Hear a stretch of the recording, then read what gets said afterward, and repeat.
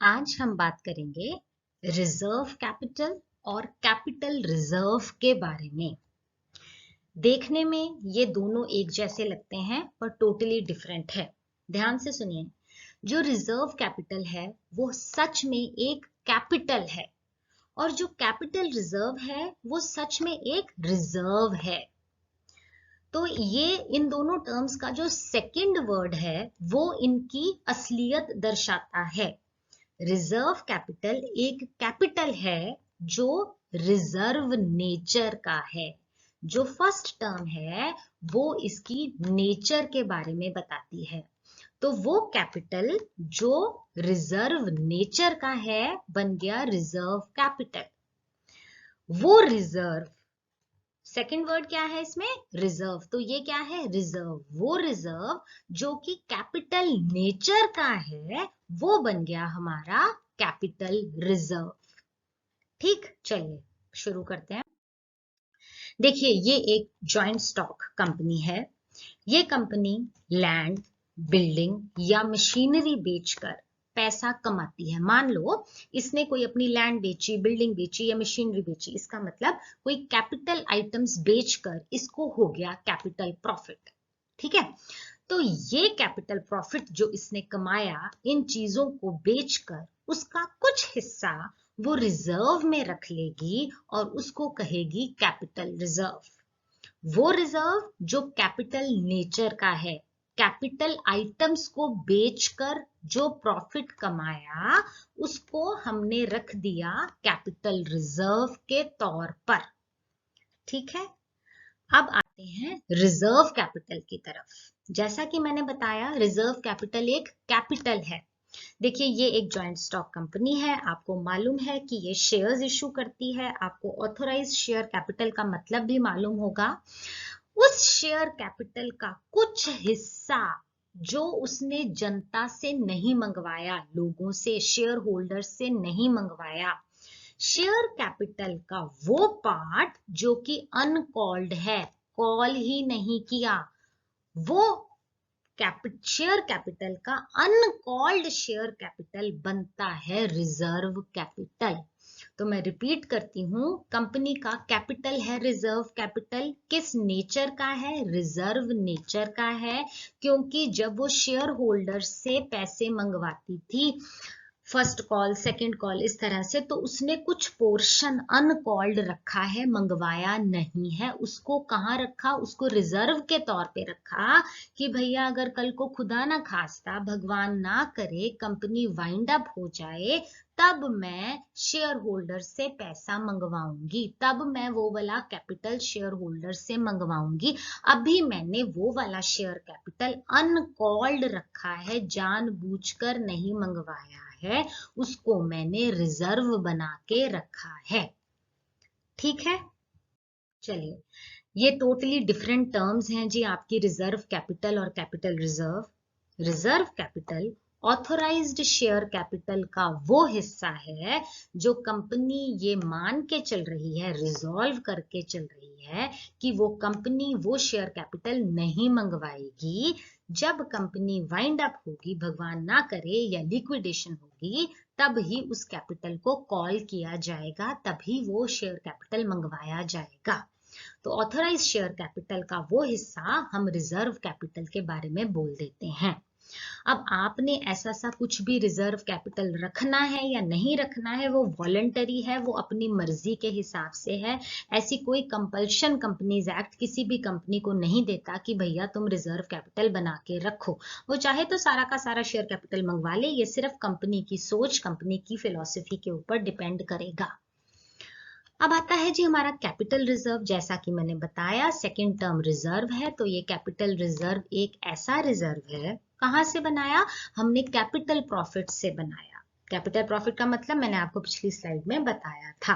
Capital items को बेचकर जो मुनाफा हुआ वो कहलाता है कैपिटल प्रॉफिट। ठीक है, बात पते की ये है कि ये जो कैपिटल रिजर्व वाला रिजर्व है, इसको कंपनी डिविडेंड के तौर पर यूज नहीं कर सकती कि भैया ये हो गया कैपिटल प्रॉफिट में से मैंने बनाया कैपिटल रिजर्व, इसको मैं बांट दूं अब शेयर होल्डर्स को डिविडेंड के लिए, ऐसा वो नहीं कर सकती। कैपिटल रिजर्व डिविडेंड को देने के लिए यूज कभी भी नहीं हो सकता। कैपिटल रिजर्व आपके प्रॉफिट का ही एक पार्ट है जिसको पीछे करके रख दिया जाता है। मान लीजिए आपको 1000 रुपीज आपको पॉकेट मनी मिली है, उसमें से आप 900 खर्च देते हो और 100 रुपीज आप सेव कर लेते हो, ठीक है ना। तो आपने क्या किया, आपने एक रिजर्व अपनी पॉकेट मनी में से बना लिया कि भैया जब कभी जरूरत पड़ेगी, कुछ भी होगा, मैं तब यूज करूंगा, अभी मैं उसको खर्च ही नहीं रहा हूं। तो इस तरह की बात ही हमारे कैपिटल रिजर्व में होती है। कैपिटल प्रॉफिट हुआ, उसमें से कुछ पोर्शन कैपिटल रिजर्व के नाम पर पीछे करके रख दिया जाता है।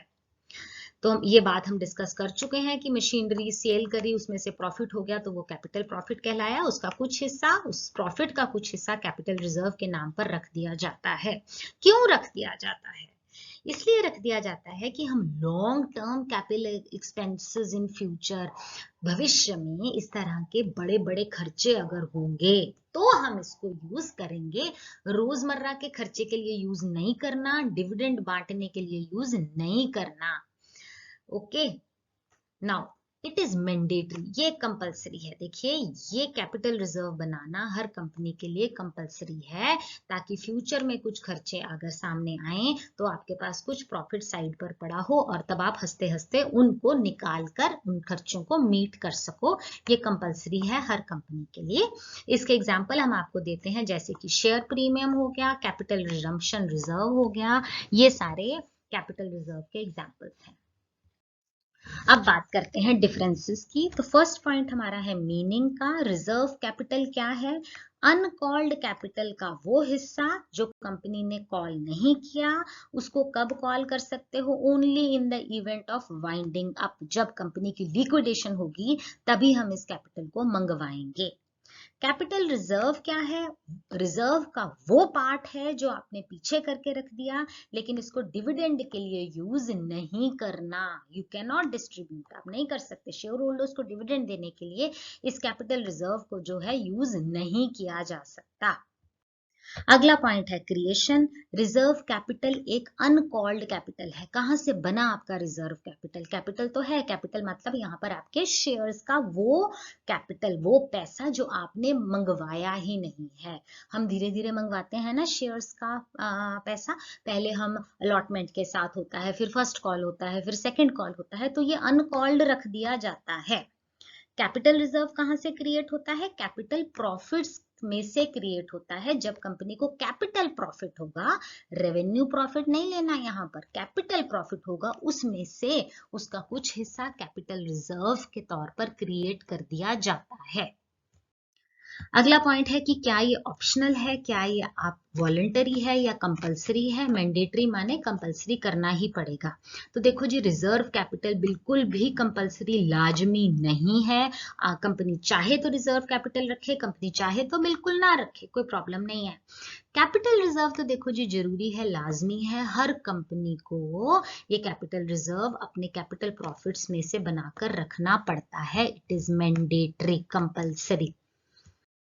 अगला पॉइंट आता है जी स्पेशल रेजोल्यूशन। अगर आपने रिजर्व कैपिटल रखना है तो आपको एक स्पेशल रेजोल्यूशन बिल्कुल बनाना पड़ेगा, और अगर आपने कैपिटल रिजर्व बनाना है तो इस तरह के किसी भी स्पेशल रेजोल्यूशन की कोई जरूरत नहीं है।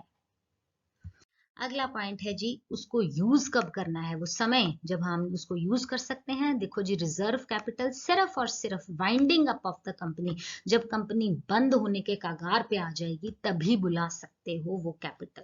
और कैपिटल रिजर्व जो है वो अपनी कंपनी के चलते हुए कभी भी आप उसको यूज कर सकते हो, क्योंकि कैपिटल रिजर्व आपने प्रॉफिट का कुछ हिस्सा पीछे करके रख दिया है, तो कभी आपको बड़े बड़े खर्चे आ जाते हैं तो ठीक है, उस कैपिटल को, उससे उस रिजर्व को उस खर्चों से मीट कर दिया जाएगा।